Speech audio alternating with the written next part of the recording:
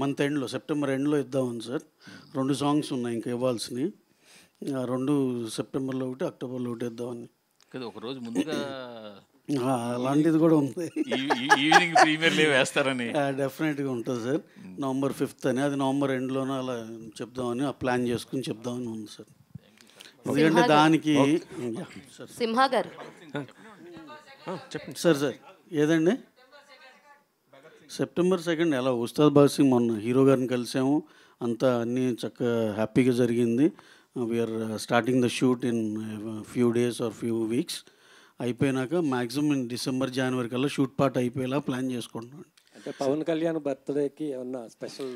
డెఫినెట్గా ఏదన్నా ఉన్న కంటెంట్లో మా దగ్గర ఉందో తక్కువ, ఈ లోపల 3-4 టీజర్లు అన్నీ వేసామండి.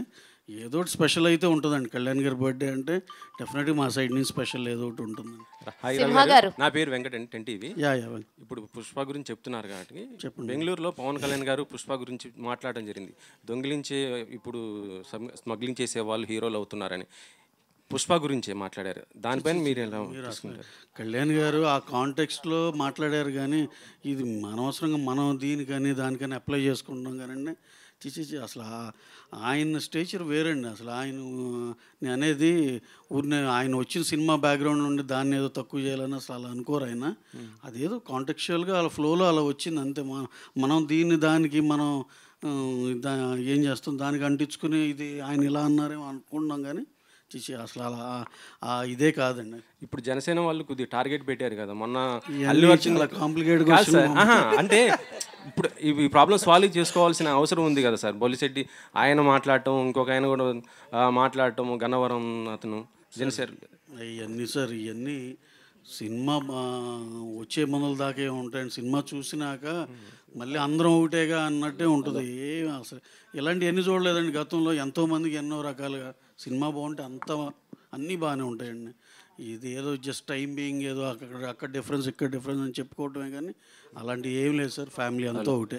Okay sir. డైరెక్టర్ గారు సార్, సినిమాలో మీరు ఫస్ట్ పార్ట్లో స్టార్టింగ్ చిరంజీవి గారు, ఇంటర్వ్యూలు ఖైదీ చిరంజీవి గారు, క్లైమాక్స్ కూడా చిరంజీవి గారితో చూపించారు.